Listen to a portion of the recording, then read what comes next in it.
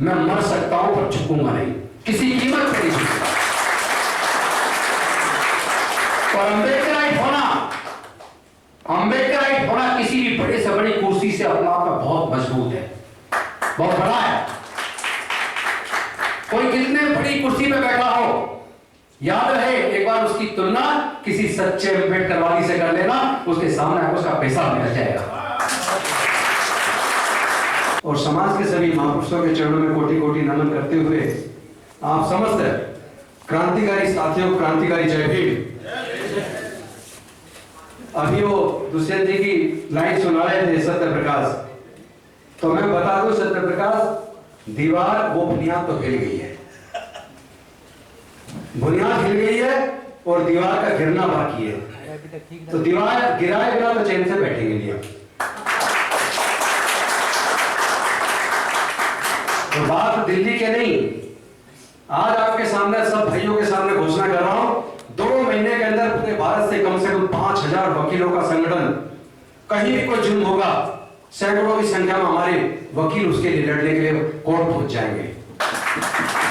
5000 वकील कम से कम आने वाले 2 महीने के अंदर तैयार करेंगे, क्योंकि लड़ाई न्याय की है। ये लड़ाई किसी की कुर्सी बचाने की नहीं है, ये लड़ाई किसी को एमपी और एमएलए बनाने की भी नहीं है। क्योंकि ये जो एमपी एमएलए हम बनते हैं, मंत्री बनते हैं, ये तो डॉक्टर बाबा साहब अम्बेडकर रास्ता बना कर गए, वरना गांव का प्रधान कोई हमें बनाने के लिए तैयार नहीं आज। बल्कि सच बताऊं अपना अनुभव, तो 5 साल 4 महीने के करीब मंत्री रहा हूं। मंत्री रह के कभी कभी लगता था जैसे मेरे पर बंधे हुए हैं और उड़ना बहुत ऊंचाई पे है। क्योंकि क्या मेरे समाज की बहन बेटियों की इज्जत लुटना बंद हो गई क्या? क्या ये सच नहीं है कि आज भी हमारे युवाओं की मूंछ रखने पर हत्या हो रही है? आज भी हमारे युवाओं की घड़े छूने पर हत्या हो रही है? आज भी हमारे समाज के लोगों की मंदिर प्रवेश पर मूर्ति छूने पर हत्या हो रही है? बदला क्या? ऐसा कोई राज्य नहीं है जिसके अंदर अनेकों विधायक और सांसद हमारे समाज के जीत के न जाते हों बाबा साहेब के दिए रिजर्वेशन से। ऐसी कोई राज्य सरकार नहीं है जिसके अंदर एससी एसटी के मंत्री ना हो। केंद्र में भी बहुत सारे मंत्री हैं, लेकिन मैं आप सबसे पूछना चाहता हूं, क्या समस्या का समाधान हो गया? 2 राष्ट्रपति पहले रह चुके और तीसरी राष्ट्रपति अब है। क्या हमारे समाज पर होने वाले जुर्म जाति बंद हो गई? पूरे देश की किसी भी पार्टी का एक नेता बता दो, जब हमारे समाज के ऊपर जुर्म जाति होती है, बहनों का बलात्कार करके हत्या होती है और हमारे मुद्दों को कोई और उठाता हो। सबसे ज्यादा शर्म तब आती है जब किसी दलित के साथ जुर्म हो और उस पॉलिटिकल पार्टी के एससी एसटी विंग प्रदर्शन करती है। क्यों भाई? एससी एसटी पे जुर्म होगा तो एससी एसटी आवाज उठाएगा, कश्मीरी पंडित पे जुर्म होगा तो पूरी की पूरी पार्टी आवाज उठाएगी। यह दोहरा चरित्र चलने वाला नहीं है। मैं सभी पार्टियों को कह देना चाहता हूं, हम लोग राजनीति में आए लेकिन आने की इच्छा कभी नहीं रही। आए हैं तो कुछ करके दिखाएंगे। अगर मेरा समाज मुझे कहे राजेंद्र गौतम तुम्हें जिंदगी भर चुनाव नहीं लड़ना, तो मैं अपने समाज की बात को मान के पूरी जिंदगी चुनाव ना लड़ने का संकल्प करके अपने समाज के हक अधिकार की लड़ाई को पूरे देश में लड़ूंगा। चल रहा है, मैं देख रहा हूं हमारे लोग मंत्री बन जाए, कुछ भी बन जाए, लेकिन उनके ये समझ लीजिए कि वो स्वच्छंदता से काम नहीं कर सकते। मेरा तो पहले से मन करता था, मैं दिलीप जी को शेयर करता था, कई बार मन करता मैं जल्दी से जल्दी रिजाइन दूं और पूरे देश के अंदर अपने समाज को तैयार करूं। जो इंसिडेंट हुआ आपके सामने है, भारत का संविधान सबको धार्मिक आस्था और उपासना की आजादी देता है और ये फ्रीडम ऑफ चॉइस है कि आपको कौन सा रिलीजन फॉलो करना है, किस में फेथ रखना है। ये तो भारत का संविधान, उसने सबको चॉइस दिया है। किसी को 22 प्रतिज्ञाओं से दिक्कत नहीं है। ये तो गुजरात के चुनाव की वजह से मुद्दा बनाया गया, लेकिन जो बना, मैं इसके लिए बीजेपी को साधुवाद देता हूं, बधाई देता हूं। क्योंकि अगर बीजेपी से मुद्दा ना बनाती तो पूरी दुनिया 22 प्रतिज्ञाओं को ना जान पाती। आज पूरी दुनिया 22 प्रतिज्ञाओं को जान गई और पूरे देश के कोने कोने में लोग तथागत बुद्ध के धम्म को अपना रहे हैं, क्योंकि बुद्ध के धम्म में समता, स्वतंत्रता, बंधुता, न्याय, प्रज्ञा, शील, करुणा, मैत्री। बुद्ध का धर्म ही तो है जो भारत से पूरी दुनिया को शांति और मानवता का संदेश लेकर गया है। जिन देशों में कट्टरपन है और बढ़ा है, वो सारे देश तबाह हो गए। उनकी तबाही से हमारे देश को सबक लेना चाहिए। जो देश कट्टरपंथी हैं, जो धर्म के नाम पर अंधे हैं, वहां आए दिन जिस तरह तख्ता पलट होता है, खून खराबा होता है, वहां शांति नहीं है। और जहां शांति नहीं होती वहां खुशहाली नहीं होती, वहां तरक्की नहीं होती, वहां प्रगति नहीं होती। बुद्ध का धर्म भारत से गया और लगभग 56 देशों में बनाया। 128 देशों में बुद्ध के धर्म को मानने वाले लोग हैं। मैं आज अपने आप को बड़ा गौरवान्वित महसूस कर रहा हूं कि जिस तरह पहले कोई भी घटना होती थी तो उन हर घटना पे हम 50-50, 100 वकील कोर्ट में जाके अपने लोगों की हक की लड़ाई लड़ते थे। अब वो और ज्यादा ताकत के रूप में हम तैयार हो रहे हैं। मैं अपने आप को बहुत बलशाली महसूस कर रहा हूं। आज ही मेरे ससुर की डेथ, तो मेरे पास दो रास्ते थे। एक तो ये कि मैं अपने परिवार के साथ बस उसमें दुख में शामिल रहूं। फिर मैंने सोचा life is moving not resting. जीवन चलने का नाम है, रुकने का नाम नहीं है। मैं क्रीमेशन से सीधा फ्री होते ही बच्चों को कहा तुम वहां जाओ और मैं प्रोग्राम में जाता हूं। तो ये कुछ संकल्प है जो हमने अपने मस्तिष्क में लिया है। लड़ाई छोटी नहीं है। लड़ाई इसलिए बन गई है क्योंकि उन लोगों की नींद हराम हो गई, जो लोग हजारों साल से, जिन्होंने धर्मशास्त्र में लिखकर हमारे लोगों को 3500 साल तक पढ़ने लिखने से, ज्ञान से वंचित रखा। लगभग 3500 साल तक हमारे लोगों को संपत्ति से, व्यापार करने से वंचित रखा। मैं पूछना चाहता हूं, देश के अंदर जितने प्राकृतिक संसाधन हैं, तमाम तरह की खनिज पदार्थ की खाने हैं या खेत की जमीन है, क्या कोई अपनी मां के पेट से लेकर पैदा हुआ है? मां के पेट से तो लेके कोई नहीं आया। फिर कुछ ही लोग देश के सारे संसाधनों पर काबिज क्यों हैं? कुछ ही लोग उस देश के सारे संसाधनों के मालिक क्यों हैं जिससे अरबों खरबों रुपए पैदा होता है? उसमें देश के बहुजनों का हिस्सा कहां है? मुझे पूरे देश में, क्या पूरी दुनिया में एक एग्जाम्पल बता दो, जब किसी को कोई गंभीर बीमारी हो जाए और डॉक्टर कहे आपको डबल ऑपरेशन होना है, बड़ा ऑपरेशन होना है, आप 20 यूनिट ब्लड का इंतजाम करो। जिसका ऑपरेशन होना जो पीड़ित है, पूरे दुनिया का कोई एक एग्जाम्पल मुझे दिखा दो जो ये कहे कि मुझे ऑपरेशन के लिए केवल ब्राह्मण का ब्लड चाहिए, या मुझे केवल मुसलमान का चाहिए, या सिख या ईसाई का चाहिए। जब जान बचानी हो तो कहते हैं ब्लड डोनेट करवा दो 20 यूनिट, कोई भी दे दे। इसका मतलब जाति कुदरत ने नहीं बनाई। अगर जानवर का खून इंसान को चढ़ जाता तो फिर किसी इंसान को शायद ब्लड डोनेशन की जरूरत ना पड़ती।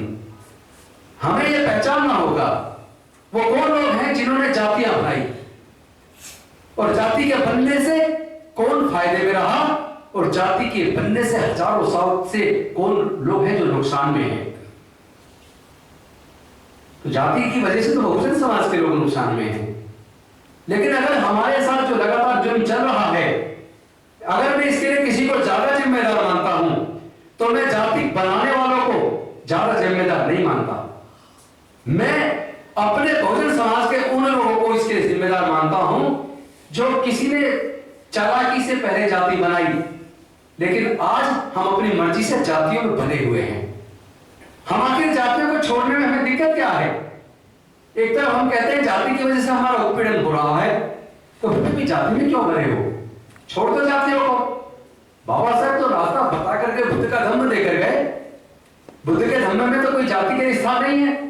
जिस प्रकार अनेकों नदियां अलग अलग नाम से जानी जाती हैं, लेकिन जब जाकर वो समुद्र में गिर जाती हैं, अपनी पहचान खो देती है, उसके पानी को कोई निकाल के एक लोटा ये नहीं बता सकता ये कौन सी नदी का पानी है। तब तो सब कहेंगे समुद्र का पानी है। तो भाई फिर सारी जातियों को छोड़कर बौद्ध बन जाओ, उसके बाद आपकी जातियां खत्म, और जिस दिन आपकी जाति खत्म उस दिन आप 88% हो। राज भी तुम्हारा, सत्ता भी तुम्हारी, संसाधन भी तुम्हारा, और स्वाभिमान के साथ जीना सीख लो। मैं समझता हूं गुलामों की तरह जीने से बेहतर है सम्मान के साथ, चाहे एक दिन का जीवन हो, लाइफ लंबी बेशक ना हो, लेकिन स्वाभिमान से परिपूर्ण होनी चाहिए। बाबा साहब छोटी मोटी कोई चीज नहीं थे। बाबा साहब का चिंतन इतना गहरा है। मुझे लगता है कि जो बाबा साहब उम्मीद करते थे कि हमारे पढ़े लिखे लोग आएंगे और इस मूवमेंट को लेके चलेंगे, कहीं ना कहीं यह मन को कचोटता था। हमेशा लगता था इस लड़ाई को आगे कैसे बढ़ाया जाए। जिसको देखो समाज से शुरुआत करता है और एमपी एमएलए मंत्री बन के खत्म हो जाता है, लड़ाई छूट जाती है। जिन लोगों के हाथ में बहुमत से सत्ता आती, वहां भी लड़ाई छूट गई। अगर केवल मुख्यमंत्री, प्रधानमंत्री, राष्ट्रपति बनने से समाधान हो जाता तो हमारे 2 राष्ट्रपति बन चुके, तीसरे बने हुए, फिर तो समाधान हो जाना चाहिए समस्या का। समाधान नहीं है। हमें तो अपना हक लड़ के लेना होगा। वैसे भी हक कोई मांगने से देता नहीं है, हक तो छीनना होगा। हम लोगों ने, मैंने वो लगाई थी आरटीआई, क्योंकि मेरे पास ऐसे बहुत सारे आंकड़े हैं, बहुत सारे साथी लोग देते हैं, जिसमें सिविल सर्विसेज का इंटरव्यू जब होता है तो एससी एसटी का इंटरव्यू अलग होता है और जनरल का इंटरव्यू अलग होता है। इंटरव्यू लेने के वाले के पास इंटरव्यू देने वाले की कास्ट का भी पता होता है, उसके कितने नंबर रिटर्न में है वो भी होता है। तो हमारे आदमी जो लोग टॉपर्स में होते हैं, जिनका जनरल में नंबर आने वाला होता है, वो लोग इंटरव्यू में जानबूझ कर पक्षपात करते हैं, उनको कम नंबर देते हैं ताकि वो जनरल सीट पे ना पाए। मैंने इसके ऊपर यूपीएससी के चेयरमैन को लेटर लिखा कि भाई मैंने पूरे जो डाटा निकाले, आंकड़े निकाले, उससे प्रतीत होता है कि एससी एसटी का इंटरव्यू अलग इसलिए किया जाता है ताकि इंटरव्यू में उनको कम नंबर देकर पीछे किया जा सके। तो मेरी ये मांग है, आप इंटरव्यू में 2 काम करें। एक तो इंटरव्यू के नंबर कम कर दो, 100 नंबर कर दो, और दूसरा आप इंटरव्यू लेने वाले को इंटरव्यू देने वाले की जाति का पता नहीं होना चाहिए। ये क्यों अलग होता है एससी का इंटरव्यू? आप जान के चौंक जाएंगे उसके जवाब। जानते हो उसने जवाब क्या दिया? यूपीएससी के एडिशनल सेक्रेटरी की तरफ से जवाब आया। उसने कहा कि ये भारत सरकार के डिपार्टमेंट ऑफ पर्सनल ट्रेनिंग ने एक ऑर्डर जारी किया था वर्षों पहले कि एससी एसटी चूंकि कमजोर होते हैं पढ़ने में, इसलिए उनके साथ लीनियंसी बरती जाए इंटरव्यू में। मैं आपसे पूछना चाहता हूं कि लीनियंसी बरती जा रही है या उनके साथ पक्षपात हो रहा है, जानबूझ के उनको नंबर कम दिए जा रहे हैं? उनको जानबूझ के नंबर कम दिए जा रहे हैं। लीनियंसी कहां बरती जा रही है? जो बच्चा मेडिकल में टॉपर था एम्स में, उस बच्चे को फेल किया गया, उसको सुसाइड करना पड़ा। उसके बाद जब मुद्दा बना, उसकी कॉपी जांची गई तो वो he was topper of that batch. मतलब जाति की वजह से इतना उत्पीड़न। एम्स हॉस्पिटल के अंदर टॉपर को फेल किया, सप्ताह के अंदर 25 बच्चे कई साल तक फेल किए गए।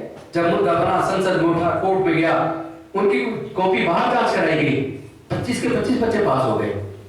कैसे देश में रह रहे हैं हम? हमारे नेताओं को ढूंढ करना चाहिए। हमारे एमपी और एमएलए क्या इसलिए बनाए थे बाबा साहब ने कि वो जाकर कुर्सी पे बैठ जाए, आंख मीच के बैठ जाए, जुबानें बंद हो जाती है उनकी। समाज के ऊपर होने वाले जुर्म जाति उनको देखते नहीं है क्या? क्या उनके मन में दर्द नहीं होना चाहिए समाज के लिए? क्या समाज की लड़ाई में उनको लड़ना नहीं चाहिए? क्या संसद के अंदर समाज के मुद्दों को उठाना नहीं चाहिए? Are we truly representing our society? Indeed, no. We are not truly representing our society because we are not raising issues of our community. We are keeping mum. ये शर्म की बात है। चुप्पी साध लेते हैं लोग। विधानसभा के अंदर, संसद के अंदर ऐसे बैठ जाते हैं जैसे किसी ने कुछ चिपका दिया हो, बोलते नहीं है। भाई किसने दिया था रिजर्वेशन? ये रिप्रेजेंटेशन है, रिप्रेजेंटेशन टू द सोसाइटी। आप अगर वहां हैं तो समाज को रिप्रेजेंट कर रहे हैं, पर क्या वास्तव में रिप्रेजेंट कर रहे हैं? धोखा तो नहीं दे रहे हैं? मुझे प्रतीत होता है लोग धोखा दे रहे हैं। ऐसे एमपी एमएलए बनने से क्या फायदा? ऐसे मंत्री भी बन के बैठ जाए और अपने समाज की बात को भी ना कर पाए, तो ऐसे मंत्री बन के या कुछ भी पा जाए, उसका फायदा क्या है? हमारा आदमी राष्ट्रपति बनता है तो दलित राष्ट्रपति, हमारा आदमी मुख्य न्यायाधीश बनता है तो दलित मुख्य न्यायाधीश। तो ये क्या है? कौन लोग हैं वो जो हमारी अलग आइडेंटिफिकेशन बना रहे हैं? मैं समझता हूं कि आज एक तो मैं आप सबका आभार व्यक्त करता हूं, आपने मुझे बुलाया, और मैं आपको एक प्रॉमिस जरूर करूंगा, मैं मर सकता हूं पर झुकूंगा नहीं, किसी कीमत पर नहीं झुकूंगा। और अम्बेडकराइट होना किसी भी बड़े से बड़ी कुर्सी से अपने आप में बहुत मजबूत है। बहुत बड़ा है। कोई कितने बड़ी कुर्सी पे बैठा हो, याद रहे एक बार उसकी तुलना किसी सच्चे अम्बेडकरवादी से कर लेना, उसके सामने आपको उसका पैसा मिल जाएगा। हम लोगों ने तय किया है पूरे देश के अंदर हम अब जाएंगे। जितना पूरे दुनिया से मुझे फोन आए, पूरे दुनिया से और भारत के कोने कोने से, मुझे तो पहली बार लगा है कि दर्द तो सब अंदर छुपाए हुए थे, इस घटना के बाद वो दर्द निकल कर बाहर आ गया। किस किस को रोकोगे? 22 प्रतिज्ञाएं देश के कोने कोने में हो रही है। कोई गीत गा के कर रहा है तो कोई दूसरे तरीके से कर रहा है, और करके गौरवान्वित महसूस कर रहा है, उसे गौरव की अनुभूति हो रही है। सोच के देखो, जिस दिन पूरा भारत बौद्ध में बनेगा, फिर से भारत दुनिया में नंबर 1 बनेगा। एक समय सम्राट अशोक के टाइम बौद्ध में भारत था, लेकिन म्यांमार से ईरान तक पूरा भारत बौद्ध में था। जहां खोदते हैं वहीं बुद्ध निकलते हैं। ये जो मंदिर में ढूंढते फिर रहे ना कि शिवलिंग है क्या है, मस्जिद में ढूंढ रहे हैं, मैं इनको कह देना चाहता हूं पूरे देश के अंदर खुदाई करवाना बंद कर दो। कहीं ऐसा ना हो कि जहां खोदोगे बुद्ध निकलेंगे, केवल और केवल बुद्ध निकलेंगे। और यही कड़ा सच है। भारत में 2200 के करीब गुफाएं हैं। 2200 के करीब गुफाओं में से 2000 से ज्यादा गुफाओं के अंदर बुद्ध नजर आते हैं, बुद्धिस्ट संस्कृति नजर आती है। तो हमारे पूर्वज बौद्ध थे। हम कोई धर्म परिवर्तन ना तो करते हैं न करवाते हैं, हम केवल अपने लोगों को याद दिलाते हैं कि हमारे पूर्वज बौद्ध थे, हम लोग रास्ता भटक गए थे। अब चलो वापस अपने बुजुर्गों की सांस्कृतिक विरासत में बुद्ध के धम्म में घर वापसी करें। हम तो वापसी कर रहे हैं, अपने बुजुर्गों की सांस्कृतिक विरासत में वापस आ रहे हैं। भाई आप खुद सोचो, एक व्यक्ति अगर घर से निकला और अचानक रास्ता भूल गया, भटक गया और उसकी याददाश्त चली गई, चलते चलते चला जा रहा है, कल को अगर उसकी याददाश्त वापस आ जाए, उसे